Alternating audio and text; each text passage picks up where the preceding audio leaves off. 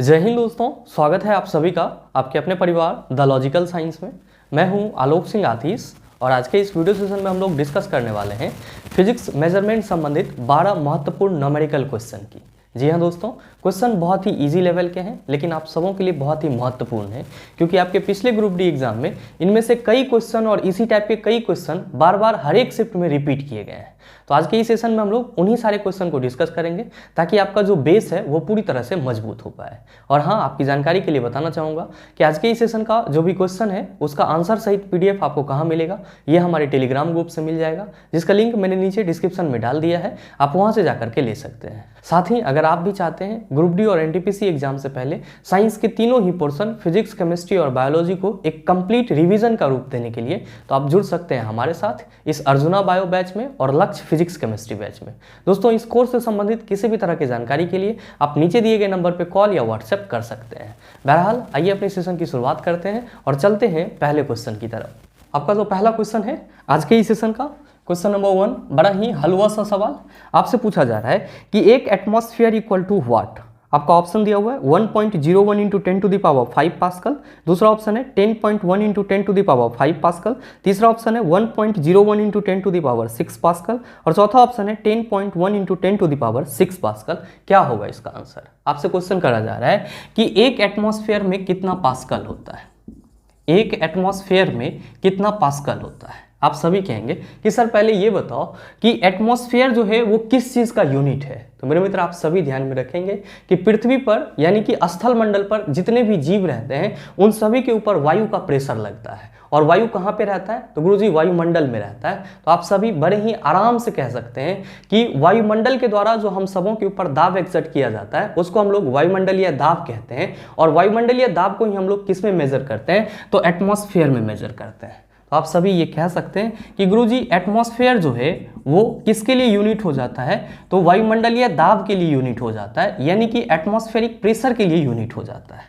ध्यान में रखिएगा कि वायुमंडलीय दाब को हम लोग बार में भी क्या करते हैं? मेजर करते हैं, जिसको हम लोग हिंदी में कुछ इस तरह से लिखते हैं और इंग्लिश में हम लोग कुछ इस तरह से लिखते हैं। आप सभी कहेंगे कि सर ये बताओ कि 1 एटमॉस्फेयर में कितना पास्कल होगा, क्योंकि जब हम लोग वायुमंडलीय दाब की बात कर रहे हैं और हम सबों को मालूम है कि दाब का यूनिट क्या होता है? पास्कल होता है। तो जाहिर सा मतलब है कि यहाँ पे 1 एटमॉस्फेयर इक्वल टू कितना पास्कल होगा। तो आप सभी हमेशा ध्यान में रखेंगे कि 1 atmosphere equal to 1.01 into 10 to the power 5 pascal होता है। जब भी आपसे ये क्वेश्चन पूछा जाए कि एक एटमॉस्फेयर में कितना पास्कल होगा, आप कहेंगे 1.01 into 10 to the power 5 pascal. ध्यान में रखेंगे कि एटमॉस्फेयर को हम लोग शॉर्ट फॉर्म में क्या लिखते हैं? तो गुरुजी इसी को हम लोग शॉर्ट फॉर्म में ATM भी लिखते हैं। क्या लिखते हैं? ATM भी लिखते हैं। तो आप ये भी कह सकते हैं कि गुरुजी 1 ATM इक्वल टू कितना हो जाएगा? 1.01 into 10 to the power 5 pascal हो जाएगा। आप सबों के मन में चल रहा होगा कि गुरुजी ये बताओ कि 1 बार इक्वल टू क्या होता है? तो मेरे मित्र आप सभी ध्यान में रखेंगे कि 1 बार इक्वल टू होता है 10 टू द पावर 5 न्यूटन पर मीटर स्क्वायर। अगर आपसे ये क्वेश्चन पूछा जाए कि 1 बार इक्वल टू कितना न्यूटन पर मीटर स्क्वायर होता है, आप सभी कहेंगे 10 टू द पावर 5 न्यूटन पर मीटर स्क्वायर होता है। बहरहाल आपसे जो क्वेश्चन पूछा जा रहा है उसका सही आंसर क्या हो जाएगा? आप सभी कहेंगे कि गुरुजी ऑप्शन नंबर ए हो जाएगा। मेरे मित्र ध्यान में रखिएगा, आपके एग्जाम में ये क्वेश्चन भी पूछा जाता है कि वायुमंडलीय दाब को किस यंत्र के द्वारा मापा जाता है। तो मेरे मित्र आप सभी ध्यान में रखेंगे कि एटमॉस्फेरिक प्रेशर को जिस यंत्र के द्वारा यानी कि जिस डिवाइस के द्वारा मेजर किया जाता है उसको हम लोग क्या कहते हैं? बैरोमीटर कहते हैं। क्या कहते हैं? बैरोमीटर कहते हैं। और ये भी बड़ा ही पॉपुलर सा क्वेश्चन है और आपके कई एग्जाम में ये चीज़ पूछा गया है। तो हमेशा ध्यान में रखेंगे कि वायुमंडलीय दाब को, एटमॉस्फेरिक प्रेशर को हम लोग किस यंत्र के द्वारा मापते हैं? बैरोमीटर के द्वारा मापते हैं। साथ ही साथ आप सभी ध्यान में रखेंगे कि बैरोमीटर का जो पाठ्यांक होता है, बैरोमीटर का जो पाठ्यांक होता है वो आपको मौसम के बारे में जानकारी प्रदान करता है। और आपके एग्जाम में कभी कभी ये क्वेश्चन पूछा जाता है कि बैरोमीटर के पाठ्यांक का अचानक से नीचे गिर जाना। ध्यान दीजिएगा, क्या क्वेश्चन पूछा जाता है कि बैरोमीटर के पाठ्यांक का अचानक से नीचे गिर जाना किस बात की जानकारी प्रदान करता है? तो आप सभी ध्यान में रखेंगे कि बैरोमीटर के पाठ्यांक का अचानक से नीचे गिर जाना, अचानक से नीचे गिर जाना, नीचे गिर जाना किस बात का घोतक होता है? आप सभी याद रखना, आंधी तूफान आने का घोतक होता है, यानी कि आंधी तूफान आने का संकेत होता है। आंधी तूफान आने का संकेत होता है। साथ ही आपके एग्जाम में ये क्वेश्चन भी पूछा जाता है कि बैरोमीटर के पाठ्यांक का धीरे धीरे नीचे गिरना, बैरोमीटर के पाठ्यांक का धीरे धीरे नीचे गिरना, धीरे धीरे नीचे गिरना किस बात का घोतक होता है? धीरे धीरे नीचे गिरना किस बात का घोतक होता है?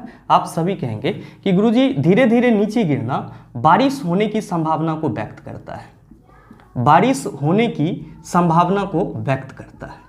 साथ ही साथ आप सभी ध्यान में रखेंगे कि अगर आपसे क्वेश्चन ये पूछा जाए कि बैरोमीटर के पाठ्यांक का धीरे धीरे ऊपर चढ़ना, ध्यान देंगे कि यहाँ पे दोनों ही कंडीशन में क्या हो रहा था कि बैरोमीटर का पाठ्यांक नीचे गिर रहा था, लेकिन जब आपसे क्वेश्चन ये पूछा जाए कि बैरोमीटर के पाठ्यांक का धीरे धीरे ऊपर चढ़ना किस बात की जानकारी होता है, तो आप सभी ध्यान में रखेंगे कि बैरोमीटर के पाठ्यांक का धीरे धीरे ऊपर चढ़ना, धीरे धीरे ऊपर चढ़ना मौसम साफ होने की जानकारी प्रदान करता है, मौसम साफ होने की जानकारी प्रदान करता है।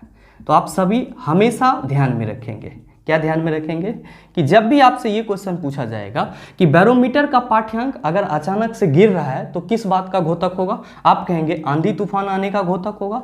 बैरोमीटर का पाठ्यांक धीरे धीरे नीचे गिर रहा है तो आप क्या कहेंगे कि बारिश होने की संभावना हो सकती है। और अगर बैरोमीटर का पाठ्यांक धीरे धीरे ऊपर चढ़ रहा है तो जाहिर सा मतलब है कि मौसम साफ होने का संकेत हो सकता है।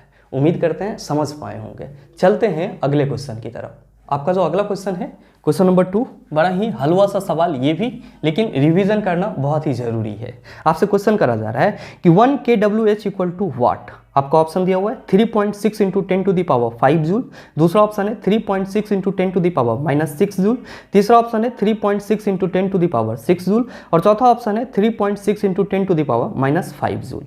क्या होगा इसका आंसर? मेरे मित्र क्वेश्चन बहुत ही इजी है, लेकिन आप सभी कहाँ पे कंफ्यूज करते हैं? आप सभी कंफ्यूज करते हैं कि गुरुजी पावर प्लस में होगा या माइनस में होगा, और ये चीज़ आप सबों के माइंड में हमेशा नाचते रहता है। तो मेरे मित्र आप सबों को इतना परेशान नहीं होना है। ध्यान दीजिएगा, क्वेश्चन आपसे पूछा जा रहा है कि 1 kWh इक्वल टू वाट, ये चीज़ आपको बताना है। नो डाउट आप सबों को मालूम होगा कि 1 किलोवाट में कितना वाट होता है। तो आप सभी कहते हैं कि गुरुजी 1 किलोवाट में 1000 वाट होता है। कितना होता है? 1000 वाट होता है। साथ ही ध्यान में रखिएगा कि यहाँ पे क्या है, तो गुरुजी ये आवर है। तो जरा सा आप ये बताओ कि 1 आवर में कितना सेकंड होता है? आप सभी कहेंगे कि गुरुजी 3600 सेकंड होता है। क्योंकि यहाँ पे 1 kWh लिखा हुआ है तो क्या हम 1000 गुना 3600 लिख सकते हैं? आप कहेंगे कि गुरुजी बिल्कुल लिख सकते हैं। ध्यान दीजिएगा कि क्या इसी मल्टीप्लिकेशन को हम लोग ऐसे लिख सकते हैं 1000 इंटू 36 इंटू 100? आप कहेंगे बिल्कुल लिख सकते हैं। ध्यान देंगे कि यहाँ पे जो आपका 36 है इसको हम लोग पहले यहाँ पे लिख ले रहे हैं। अब आप देखेंगे कि आपका यहाँ पे 3 जीरो है और यहाँ पे क्या है 5 जीरो है। आप सभी क्या कहेंगे कि गुरुजी इसको हम लोग 10 टू द पावर 5 भी लिख सकते हैं बड़े आराम से। मेरे मित्र ध्यान देंगे कि यहाँ पे आपका 36 लिखा हुआ है, अगर आप यहाँ पे पॉइंट डाल देंगे तो आप क्या कहेंगे कि पावर में 1 बढ़ा दो। तो लीजिए हम लोग वही कर रहे हैं। क्या कर रहे हैं? तो 3.6 कर दे रहे हैं और यहाँ पे हम लोग 10 टू द पावर 6 लिख दे रहे हैं। इसका मतलब ये हुआ कि आपसे जो क्वेश्चन पूछा जा रहा है कि 1 kWh में कितना जूल होगा, आप सभी क्या कहेंगे 3.6 into 10 to the power 6 joule होगा। कितना होगा? 3.6 into 10 to the power 6 joule होगा। और आपके इस क्वेश्चन का सही आंसर क्या हो जाएगा? आप कहेंगे ऑप्शन नंबर सी हो जाएगा। उम्मीद करते हैं इस चीज़ को आप समझ पाए होंगे। चलते हैं अगले क्वेश्चन की तरफ।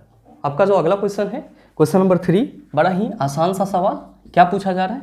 आपसे पूछा जा रहा है कि 1 kilowatt equal to watt. Option दिया हुआ है 1000 जूल पर सेकेंड, दूसरा ऑप्शन है 100 जूल पर सेकेंड, तीसरा ऑप्शन है 10 जूल पर सेकेंड और चौथा ऑप्शन है 10,000 जूल पर सेकेंड। क्या होगा इसका आंसर? आपसे क्वेश्चन करा जा रहा है कि 1 किलोवाट में कितना जूल पर सेकेंड होता है। मेरे मित्र आप सभी क्या कहते हैं कि सर हम सबों को मालूम है कि 1 किलोवाट इक्वल टू होता है 1000 वाट। कितना होता है? 1000 वाट होता है। भाई मेरे आप सबों को ये भी मालूम है कि किलोवाट किसका यूनिट होता है? आप कहते हैं शक्ति का यूनिट होता है। किसका यूनिट होता है? शक्ति का यूनिट होता है, जिसको हम लोग इंग्लिश में क्या कहते हैं? पावर कहते हैं। अच्छा आप ये बताओ कि शक्ति को कैसे डिफाइन करते हो? आप सभी कहते हैं कि गुरुजी कार्य करने की दर शक्ति कहलाती है। तो क्या हम लोग शक्ति इक्वल टू कार्य बटा समय लिख सकते हैं? आप कहेंगे कि गुरुजी बिल्कुल लिख सकते हैं और आराम से लिख सकते हैं। शक्ति इक्वल टू हम लोग क्या लिख सकते हैं? कार्य बटा समय लिख सकते हैं। तो जरा सा आप ये बताओ कि कार्य का यूनिट क्या होता है। आप कहते हैं कि गुरुजी जूल होता है। और समय का यूनिट क्या होता है, तो आप सभी कहते हैं कि गुरुजी सेकेंड होता है। क्या होता है, सेकेंड होता है। तो क्या हम जूल बटा सेकेंड को ऐसे लिख सकते हैं, जूल के लिए हम लोग जे लिख देते हैं, और सेकेंड चूंकि आपका बटा में है, नीचे में है, इसको जब हम ऊपर ले जाएंगे तो आप सभी क्या कहेंगे कि गुरुजी ये इन्वर्स हो जाएगा। तो सेकेंड के लिए अगर हम इसके सिंबल एस का यूज करें और इसको हम लोग जे और सेकेंड इन्वर्स लिख दें तो ये हमारा क्या हो जाएगा, जूल पर सेकेंड हो जाएगा। इसका मतलब ये हुआ कि शक्ति का यूनिट क्या हो जाएगा, जूल पर सेकेंड हो जाएगा। क्या हो जाएगा, जूल पर सेकेंड। और ध्यान में रखिएगा कि जूल पर सेकेंड को ही क्या बोला जाता है, वाट बोला जाता है। क्या बोला जाता है, वाट बोला जाता है।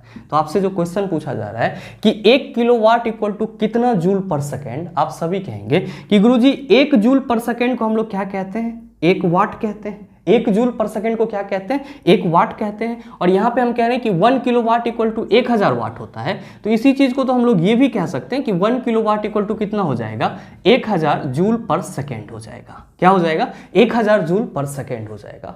तो आप बताइए कि आपके इस क्वेश्चन का सही ऑप्शन क्या हो जाएगा। आप सभी कहेंगे कि गुरुजी ऑप्शन नंबर ए हो जाएगा। उम्मीद करते हैं समझ पाए होंगे। चलते हैं अगले क्वेश्चन की तरफ। आपका जो अगला क्वेश्चन है, क्वेश्चन नंबर 4, बड़ा ही हलवा सा सवाल आपसे पूछा जा रहा है कि 5.5 kWh equal to watt. Option दिया हुआ है 14.4 into 10 to the power 8 joule. दूसरा ऑप्शन है 14.4 into 10 to the power 5 joule.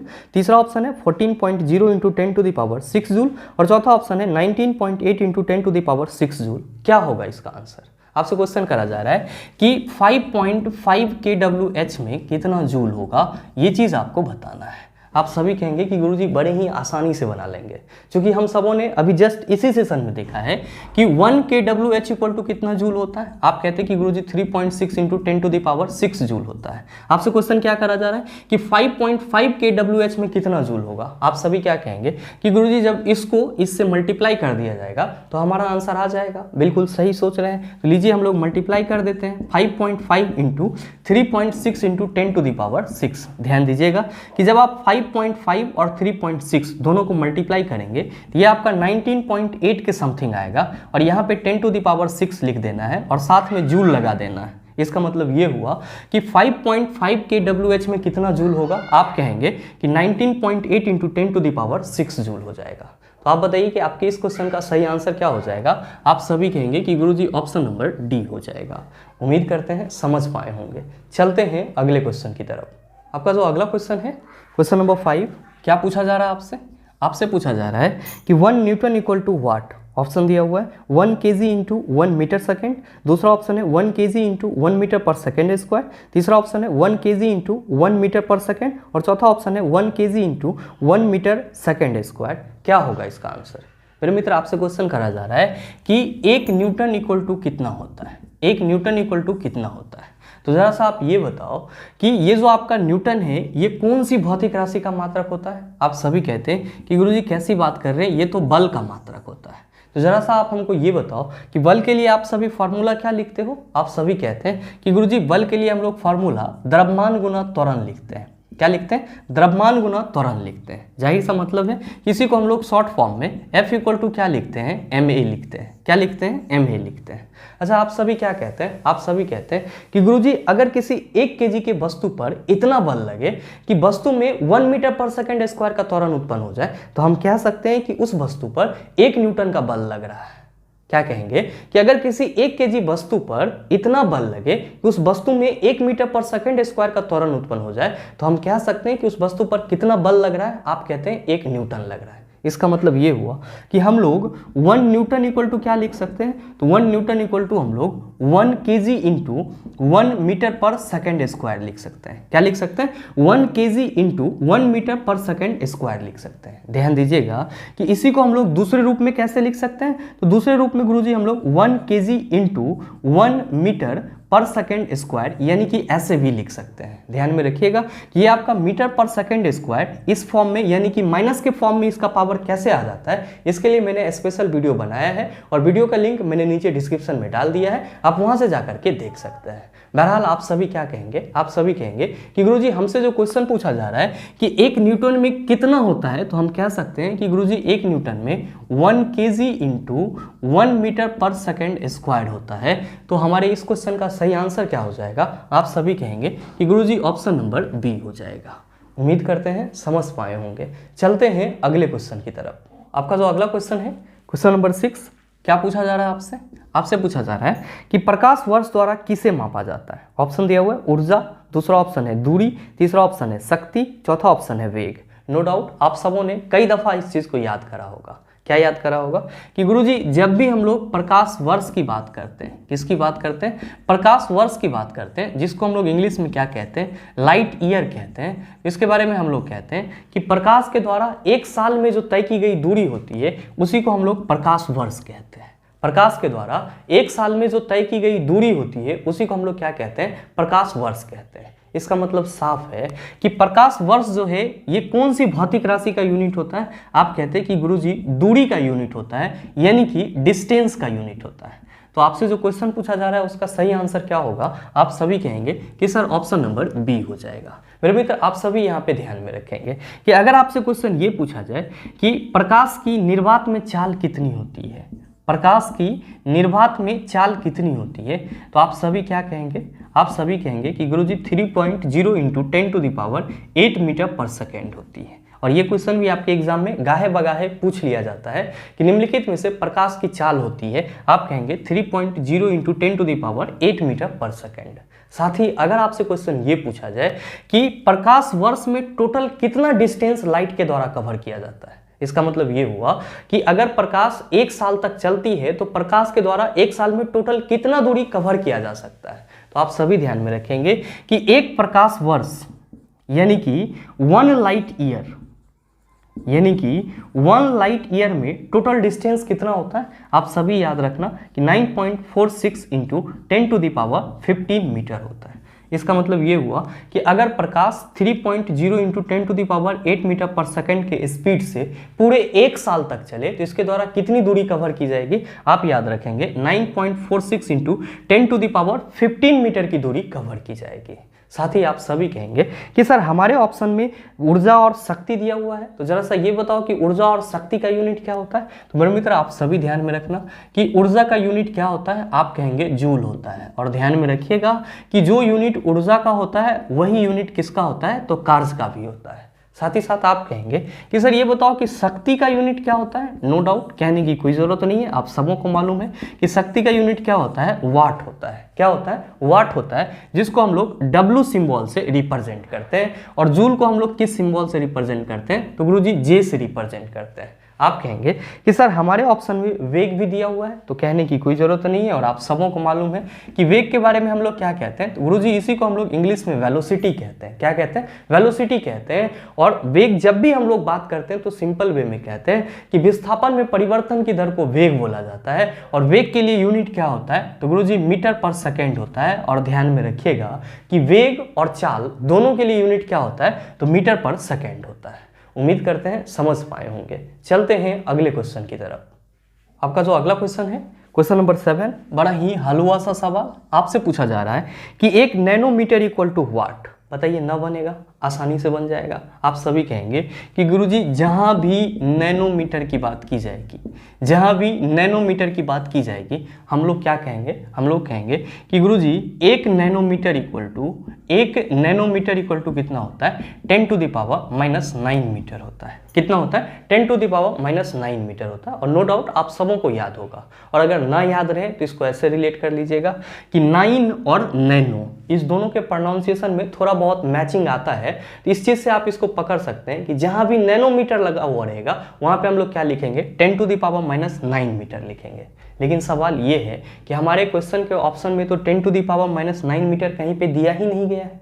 तो भाई मेरे जरा सा आप ये बताओ कि यहाँ पे ये 10⁻⁻9 मीटर लिखा हुआ है, इसको हम लोग और कैसे लिख सकते हैं? आप सभी कहेंगे कि गुरुजी यहाँ पे 10⁻⁻9 मीटर लिखा हुआ है। इसका मतलब ये हुआ कि 10⁻9 क्या है? बटा में है। तो आप सभी क्या कहेंगे कि गुरुजी इसको तो हम लोग 1/10⁻9 भी लिख सकते हैं। बिल्कुल लिख सकते हैं। और आपके चौथे ऑप्शन में क्या दिया हुआ है कि 1/10⁻9। तो आप सभी क्या कहेंगे कि गुरुजी 1 नैनोमीटर इक्वल टू 1/10⁻9 भी होता है, जिसको हम लोग 10⁻9 मीटर पढ़ते हैं। और इसीलिए हमारे इस क्वेश्चन का सही आंसर क्या हो जाएगा? आप कहेंगे ऑप्शन नंबर डी हो जाएगा। उम्मीद करते हैं समझ पाए होंगे। चलते हैं अगले क्वेश्चन की तरफ। आपका जो अगला क्वेश्चन है, क्वेश्चन नंबर 8, क्या पूछा जा रहा है आपसे? आपसे पूछा जा रहा है कि 1 coulomb per 1 second equal to what. आपका ऑप्शन दिया हुआ है 1 वोल्ट, दूसरा ऑप्शन है 1 एम्पियर, तीसरा ऑप्शन है 1 ओम, चौथा ऑप्शन है 1 वाट। क्या होगा इसका आंसर? आपसे क्वेश्चन करा जा रहा है कि 1 coulomb per 1 second equal to what. अब आप सभी यहाँ पे कंफ्यूज होना शुरू हो जाते हैं।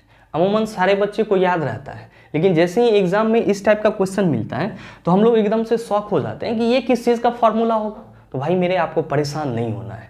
फिजिक्स के कुछ बेसिक क्वांटिटी हैं, बेसिक राशि हैं, जिसका यूनिट आप सबों को याद रखना है। और अगर आपको नहीं मालूम है कि वो बेसिक क्वांटिटी कौन सा है तो मैं इस पर एक स्पेशल वीडियो बना दूंगा ताकि आप सबों को कोई परेशानी नहीं हो। बहरहाल आप सभी समझ रहे होंगे कि आवेश का यूनिट क्या होता है। आप कहते हैं कि गुरुजी कूलम होता है, और टाइम का यूनिट क्या होता है? सेकेंड होता है। आपसे क्या पूछा जा रहा है कि 1 कूलम पर 1 सेकेंड क्या होता है? आप सभी क्या कहेंगे कि गुरुजी अगर कूलम की जगह हम आवेश को रखें, कूलम की जगह हम लोग किसको रखें? आवेश को लिखें, और यहाँ पे ये जो आपका बटा है यहाँ भी हम लोग बटा लिख दे रहे हैं, और ये 1 सेकेंड लिखा हुआ है मतलब समय को बता रहा है। तो हम लोग यहाँ पे अगर समय लिख दें तो आप सभी क्या कहेंगे? आप सभी कहेंगे कि गुरुजी ये जो आवेश बटा समय है ये क्या बता रहा है? तो आवेश के प्रवाह की दर को बता रहा है। और नो डाउट आप सबों को मालूम है कि जब भी हम लोग विद्युत धारा को डिफाइन करते हैं, इलेक्ट्रिसिटी को डिफाइन करते हैं, हम सभी क्या कहते हैं कि आवेश में प्रवाह की दर को विद्युत धारा कहा जाता है। यहाँ पे जो आपका आवेश बटा समय है इसको आप क्या कह सकते हैं? तो गुरुजी इसी को हम लोग विद्युत धारा कह सकते हैं, यानी कि इलेक्ट्रिक करंट कह सकते हैं। ध्यान दीजिएगा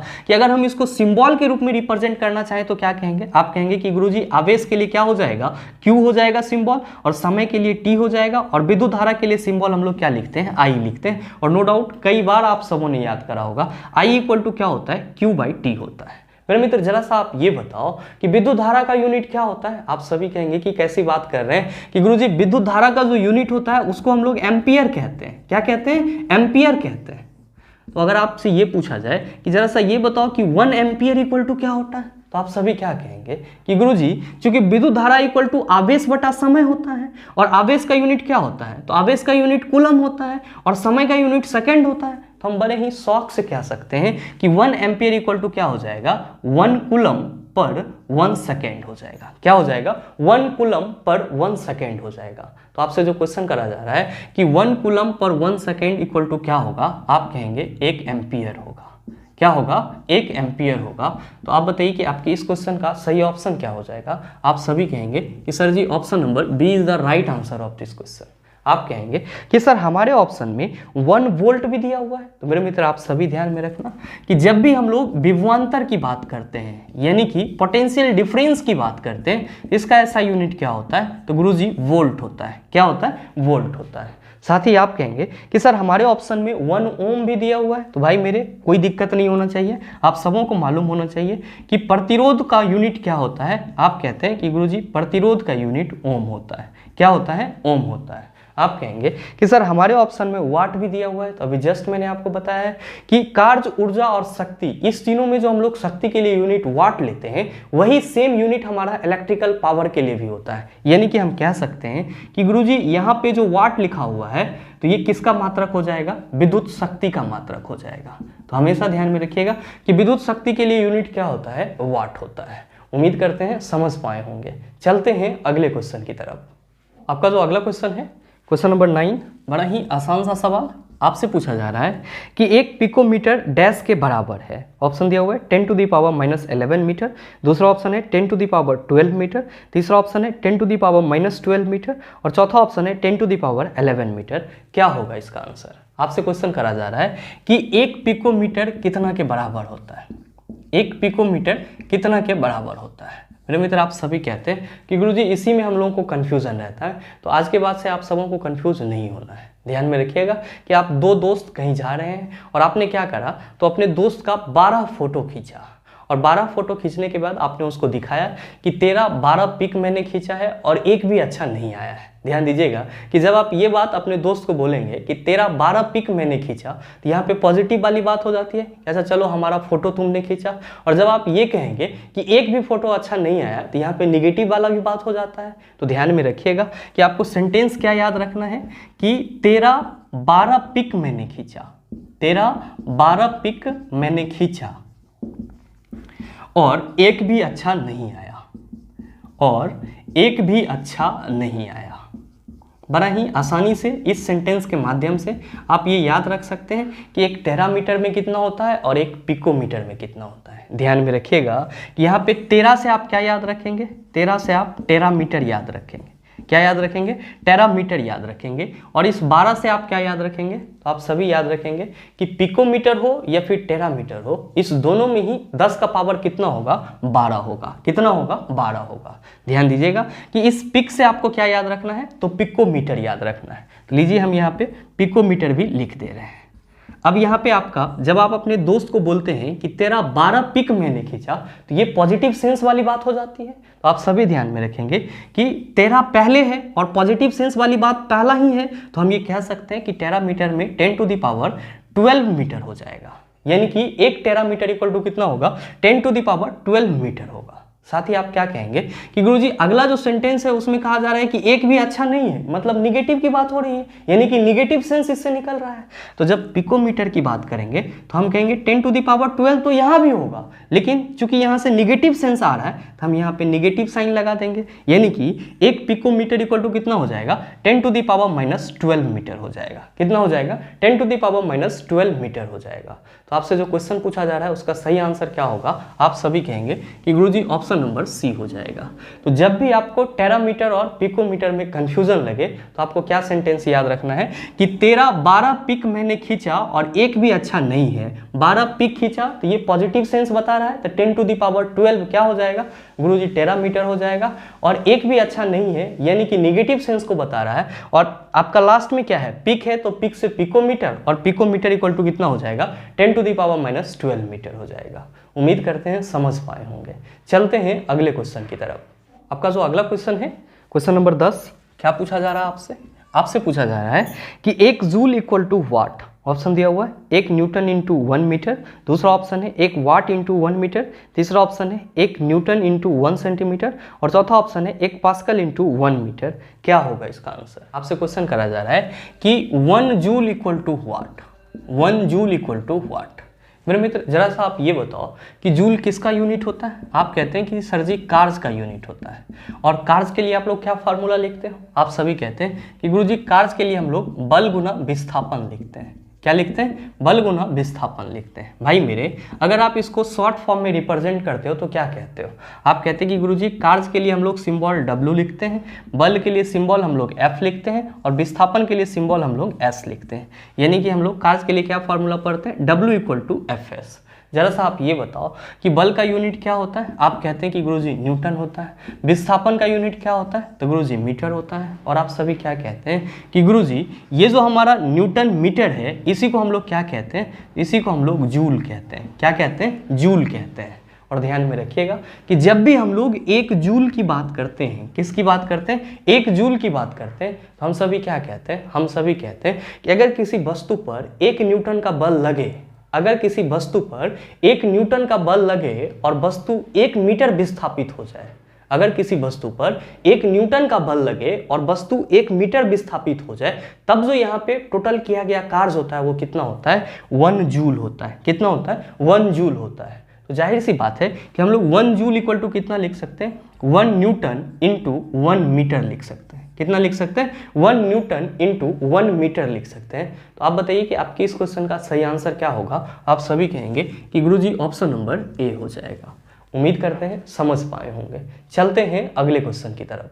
आपका जो अगला क्वेश्चन है, क्वेश्चन नंबर 11, क्या पूछा जा रहा है आपसे?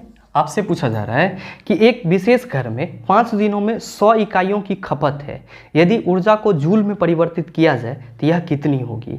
ऑप्शन दिया हुआ है 360 × 10⁸ जूल, दूसरा ऑप्शन है 360 × 10⁻⁸ जूल, तीसरा ऑप्शन है 3.6 × 10⁻⁸ जूल और चौथा ऑप्शन है 3.6 × 10⁸ जूल। क्या होगा इसका आंसर? आपसे क्वेश्चन करा जा रहा है कि कोई घर है जिसमें 5 दिन में यानी कि 5 डेज में टोटल बिजली की खपत कितनी हो रही है? 100 यूनिट हो रही है। तो आपसे क्वेश्चन ये करा जा रहा है कि ये जो 100 यूनिट है ये जूल में कितना होगा? आप सभी कहेंगे कि सर पहले ये बताओ कि एक यूनिट में कितना जूल ऊर्जा होता है। तो मेरे मित्र आप सभी ध्यान में रखेंगे कि 1 kWh को क्या बोला जाता है? तो एक यूनिट बोला जाता है, यानी कि 1 किलोवाट आवर को क्या बोला जाता है? एक यूनिट बोला जाता है। और आप सभी क्या कहते हैं कि गुरुजी 1 किलोवाट आवर में 3.6 × 10⁶ जूल होता है। कितना होता है? 3.6 × 10⁶ जूल होता है। तो हम ये कह सकते हैं कि एक यूनिट में कितना जूल ऊर्जा हो जाएगा? आप कहेंगे 3.6 × 10⁶ जूल ऊर्जा ही होगा। आपसे क्वेश्चन क्या करा जा रहा है? आपसे करा जा रहा है कि 100 यूनिट में कितना होगा? आप सभी कहेंगे कि गुरुजी आसान है। कैसे? तो जब हम ये कह रहे हैं कि एक यूनिट में 3.6 × 10⁶ जूल होता है तो हम ये भी तो कह सकते हैं कि 100 यूनिट में कितना जूल ऊर्जा होगा? आप कहेंगे कि गुरुजी 100 को मल्टीप्लाई कर दीजिए 3.6 × 10⁶ से। ध्यान दीजिएगा, आप सभी क्या देख रहे हैं कि यहाँ पे 100 लिखा हुआ है, तो क्या हम इसको 10⁻² लिख सकते हैं? आप कहेंगे बिल्कुल लिख सकते हैं। ध्यान देंगे कि यहाँ पे आपका 3.6 है, इसके साथ हमको कोई छेड़खानी नहीं करना है। आगे आपका क्या है? 10⁻6 है। सभी क्या है सर? गुना में है। लेकिन आप सभी देख रहे होंगे कि यहाँ पे 10⁻² और 10⁻6 दोनों का जो बेस है वो क्या है सर? समान है। और आप सबों को मालूम है कि गुना में अगर बेस समान रहता है तो पावर क्या हो जाता है? जुट जाता है। तो आप सभी कहेंगे कि गुरुजी ये हो जाएगा 3.6 × 10⁸ जूल। कितना हो जाएगा? 3.6 × 10⁸ जूल। यानी कि आपसे जो क्वेश्चन पूछा जा रहा है कि 100 यूनिट में कितना जूल ऊर्जा होगा, आप कहेंगे 3.6 × 10⁸ जूल ऊर्जा होगा। और इसीलिए आपके इस क्वेश्चन का सही आंसर क्या हो जाएगा? आप सभी कहेंगे कि सर ऑप्शन नंबर डी हो जाएगा। उम्मीद करते हैं समझ पाए होंगे। चलते हैं अगले क्वेश्चन की तरफ। आपका जो अगला क्वेश्चन है क्वेश्चन नंबर 12, बड़ा ही हलवा सा सवाल। आपसे पूछा जा रहा है कि 746 वाट को क्या कहा जाता है? ऑप्शन दिया हुआ है, एक अश्व शक्ति, दूसरा ऑप्शन है 1 किलोवाट, तीसरा ऑप्शन है 1 पास्कल, चौथा ऑप्शन है 1 जूल। क्या होगा इसका आंसर? आप सभी ने याद रखा होगा और कई दफ़ा इस चीज़ को पढ़ा भी होगा कि जब हम लोग मशीनों की शक्ति की बात करते हैं, किसके शक्ति की? मशीनों की शक्ति की बात करते हैं, इसको हम लोग किस में व्यक्त करते हैं? आप कहते हैं कि मशीनों की शक्ति को HP में व्यक्त किया जाता है। किस में व्यक्त किया जाता है? HP में व्यक्त किया जाता है। और इसी HP का फुल फॉर्म क्या होता है? इसका गुरुजी फुल फॉर्म होता है हॉर्स पावर। क्या होता है? हॉर्स पावर, जिसको हम लोग हिंदी में क्या कहते हैं? तो गुरुजी इसी को हम लोग हिंदी में अश्व शक्ति कहते हैं। क्या कहते हैं? अश्व शक्ति कहते हैं। और आप सभी कहते हैं कि गुरुजी 1 HP में कितना वाट होता है? तो आप कहते हैं 746 वाट होता है।